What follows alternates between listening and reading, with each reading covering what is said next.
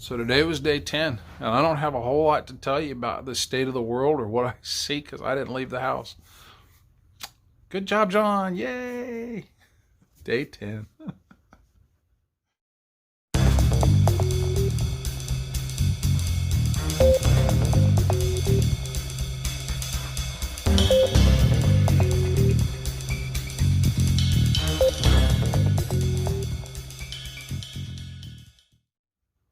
So yeah, I went out this morning with a cup of coffee and I stood on the front porch for about 10 minutes, and that's all of the outside time I had. I more or less stayed off of Facebook. I wasn't on Minds at all. I wasn't on Twitter or none of that junk. I didn't do any of that stuff. I just, I'll tell you what I did do as far as electronics is I did something I haven't done all year. I fired up the Xbox. And they don't like not being turned on. They do not like not being turned on. That thing went through all kinds of hell. It did a hard reset. We told it to continue with trying to log in, and it just boop did a hard reset. So had a heck of a time setting everything back up. Fought that battle. That was no fun. That was aggravating. When I finally got that done, of all the games, I went to the Division. I don't know why I like that game so much, but I played the Division, and I just went around grinding on the low-level sections of the city on a newer character. Just had some fun, you know. Just had some fun. Ran some odd weapons for me. She's got a side-by-side. Guess what the inspiration for that was? No, I popped the box open and it was in there. I was like, you know what? Heck with it. Let's see what it takes to run this thing. It was a lot of fun. I have fun with the Division. I don't know why I like that game so much. It's a stupid game. And then just a little bit of social media, some Messenger with some buddies, and not much, and just stayed in the house. I have no idea how much coronavirus has spread today. Don't know what the death toll is today. Don't know what's going on in the world. Haven't even looked at the news. Haven't got a clue. One thing that I did see, and this is going to be my one topic for today, guys. This is going to be my one topic for today. I saw on Facebook an interview with one of the local gun store owners, and they showed the pistol shelves, and it was one of my favorite gun stores, so I'm familiar with that building, and I'm familiar with their shelves and what they've got. And one of the things they showed was the ammo shelves, and about half of it was all gone. Not picking on them, but they are one of the more expensive places to buy ammo in town, so when they are half empty shelves, that's saying a lot, especially since the half that was still there, they've got a lot of oddball calibers that are like almost considered wildcat type stuff. A lot of people don't shoot those calibers. They've got that kind of stuff. So if you've got an odd caliber that isn't very popular, that store is one of the places you can go and get it. Usually it's not cheap to do that, but anyway, to see the ammo shelf half empty was shocking. To see the pistol shelf empty was, and I mean empty, I saw one gun in there. That was amazing. And I know the gun stores have been posting, hey, we're all out of ammo, you know. So, but places up north have been saying, we've got plenty of guns, come on up and see us, but they've always got lots and lots of guns in stock. So, what shocked me even more was to see all the handguns were gone, but behind him on the wall were all the rifles and shotguns and stuff. And you guys panic buying firearms for the zombie apocalypse, and that's code word for, you know, the blue helmets bobbing up and down the street or the red Chi-Coms coming over the hill off the beaches. You're prepping for the zombie apocalypse with a handgun. That wouldn't be my first choice, but you've done gone and bought the thing. So I thought we could talk about it for a second. I'm not going to get too in depth in detail here. Where I am going to refer you to, though, if you are a new firearms owner, down in the description of doobly-doo there's a link that I'm going to put for a Military Arms channel. A guy is an avid gun nut. He owns a gun store back east. He's been doing that channel forever, and he's big into surplus firearms, old military stuff. He really likes the old wood and blued and Parkerized, and he's a cool dude, you know. If you're not used to watching that kind of stuff, I'm telling you, he's a good source of information. Just like anything else, you should also do more research than just what he does there, and he tells you that in that video too. So the very first thing he tells you about your new gun, your very first gun, if that's what you did, is read the manual front to back. And I'm going to say that also. Read the manual front to back, read it again, and then read it again after you're done with that. If there is anything in that book that you do not understand, write it down on a separate notepad. And then you need to call the gun store you bought the gun from and ask them. Put your pride away, put the ego down, leave it in the lockbox where the gun normally goes when you pull the gun out. You don't need it where firearms are concerned. You need to follow the 4 rules, firearm safety, all the time. Be well versed in them. You need to know them. You need to learn it, love it, and live it. Dead serious. Dead serious. That's not a play on words. The firearm is a complex piece of machinery, and just like any other complex piece of machinery, you need to be trained how to operate it properly and safely. And once this thing blows over and that is available to us again, I'm going to highly recommend somebody, a link to her down there. You've seen her in the backup gun match videos. Naomi's pretty awesome.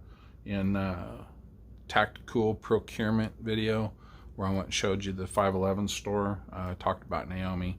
She's really awesome, and she does ladies only classes. So girls, I highly recommend doing that. Guys can be kind of blockheaded about things. And what you don't need in a class where you're learning something new like that is a bunch of egotistical, blockheaded guys trying to show everybody that they know. You need people that are going to shut up and learn from the instructor. And girls, believe it or not, guys, girls are way better at that when it comes to dangerous things than we are, because we all want to, we know it all, you know. Guys are pretty rough about that. So guys or girls, if you've got a new firearm and you're not sure about it, read the book front to back. Get anything in that book that you don't understand explained to you to your satisfaction so that you do understand it. Okay? Highly important. Remember, I'm only saying this until we get to the training part later, after the virus blows over. And my recommendation to you, I'm sure you bought 1 or 2 boxes of ammo if they let you buy 2 boxes of ammo. Another thing you can't do is go shoot because you don't have any ammo. If you've got a box of ammo, you don't have any ammo. If you've got 2 boxes of ammo, you don't have any ammo. You don't have any ammo. 2 boxes of ammo is a fun day at the range one afternoon. And it's, believe me, it's not that long of an afternoon. Most afternoons driving out there and driving back. You're talking 30 minutes of shooting at the range. So I'm going to pull up a gun here, and I'm going to make the point that this is not meant for you to take as instruction on how to operate your gun. Tim's video, the one I shared, is a lot better at that, and it's not even complete either, and he kind of talks about that, but he's just, along with him, I'm also worried about you having the thing new and all that stuff and not. So my recommendation is going to be this. Make sure that the gun is empty, completely empty. We're not pointing it at anything we care about. We're going to close it. Every round of ammunition that you have needs to be in the lockbox. Get the gun out, lock the ammo away. Make sure there is no loose ammunition in the room. We're not even going to talk about putting a magazine in it yet, okay? What you want to do is you want to learn from your manual the controls on your firearm. These are the controls on mine. This is the takedown lever. This is the slide catch and release. This is the safety slash decocker on mine, and you saw the hammer fly forward. The hammer is also a control. I can cock that hammer for single action on this gun, and you didn't see it because my big fat hand was in the way. You saw the trigger come back. Okay, this is how we release the magazines. So that's how this gun goes. Your gun is different unless you got one of these. Still read the manual. Okay, what you're gonna want to do is learn how to hold the gun. Okay, you're gonna want to learn how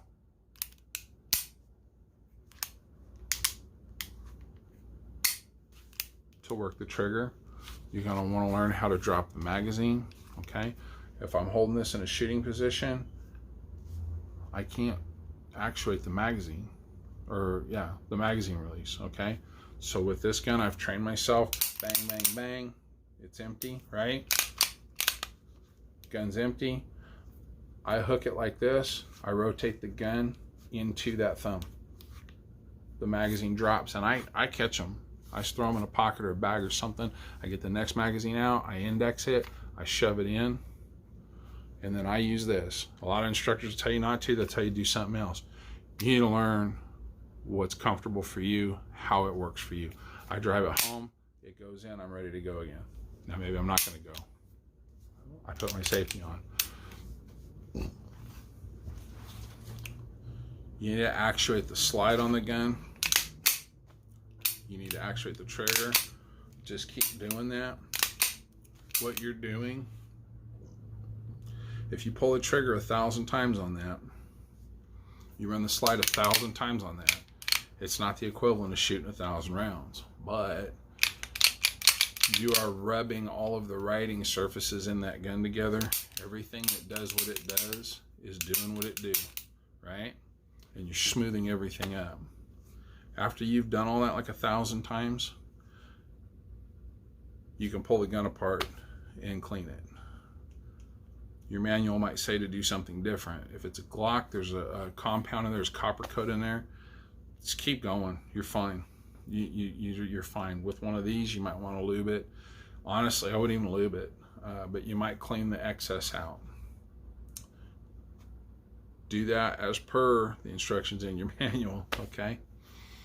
The reason you're doing this also is it gets your hand accustomed to the gun so that you're natural with it, okay?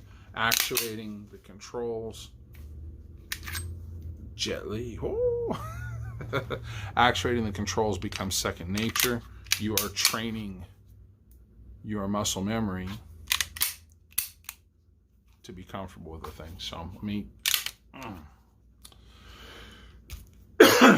Your gun might not be safe to dry fire, which means pulling the trigger, dropping the hammer, sending the striker forward with no round in the chamber. It might tell you in there, do not dry fire your gun. Don't know what you bought. If that's the case, in most modern guns, that's not the case. If your manual says, do not dry fire this gun, you need to go back to the gun store and you need to buy a bunch of these.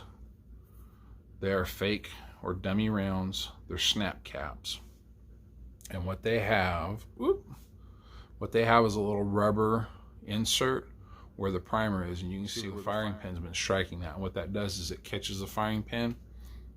It catches the firing pin and it softens the blow so that it's not the firing pin striking another part of the gun internally and hurting it. Now, most modern firearms, you don't have that problem. Your manual will say. So, highly recommend getting some snap caps for your gun in the right caliber, and put the ammunition away. Dry fire the gun a lot. Dry fire the gun a lot. Get used to moving it, actuating it, putting the magazine in, taking it out. Build that muscle memory with that gun before you even go fire the first shot. And another good thing to do, right, is pick a spot on the wall, whether it's the center of the clock or, you know, the doorknob. Doesn't really matter what it is, okay? As long as it's in a safe direction. Those 4 rules: live it, learn it, love it. Learn it, live it, love it. Yeah. While you're pulling the trigger and getting that gun broke in, and learning that, oh, it does different things, right? But if you,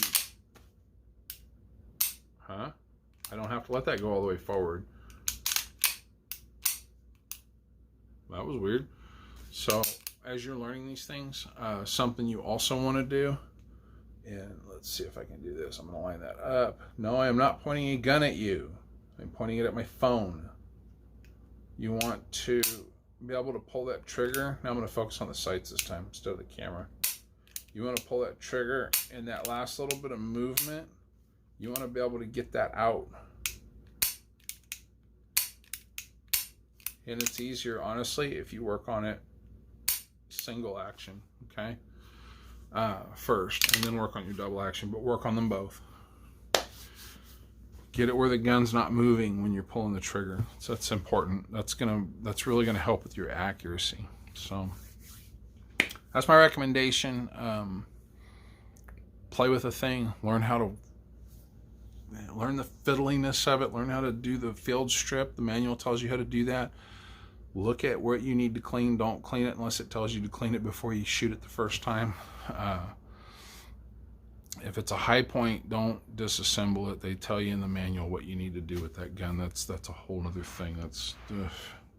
You saw me just take that apart right now. Check this out. Right?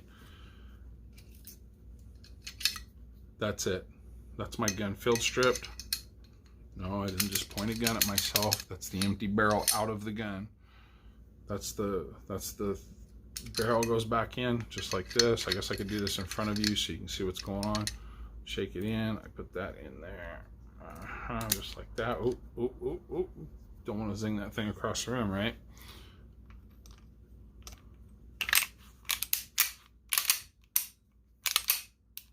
That's how you function test that gun. Yours is going to be totally different. So you need to fiddle with the gun, play with it, get used to it, get it semi-broke in, worn in before you ever even go shoot it. When everything lifts, go get some instruction. Welcome to the dark side, all you liberal Democrats who went and bought a gun because, oh my goodness, the zombies are coming. The toilet paper zombies are coming. Welcome to the dark side. I'm glad to have you on board. I believe that firearms ownership and use is not your right. It is not your God-given right. It is your responsibility. That's my honest belief. It's your responsibility as an American. You should be ready to defend our homeland with me, regardless of our political differences. Whatever you think this way or that way, regardless of our religious differences, regardless of any of our differences, you have the freedom. You have the freedom in this country to do your thing your way, and I can't tell you that you can't do it your way. And you shouldn't be able to tell me that I can't do it my way, and none of us should gang up on anyone else and tell them that they can't do it their way. That's the one thing we all have in common, is that freedom. And you should be prepared at all times to defend that. From toilet paper hoarding zombies, from bean and rice snatching banditos, from red Chinese coming over the hill that just landed the beachheads. From whatever. You should be ready to do that. We should be able to stick up for each other. What did the guy say? I disagree with what you say, but I'll fight to the death to defend your right to say it. And that's how I think it should be. So I'm really glad that you guys went and got stuff. I'm glad you're on board. I would love to see you people get trained up and ready. And together, we can all ensure each other's freedom. I think that's fantastic. I think that's very fantastic. So, all right, guys, that's day 10. I'm going to... I'm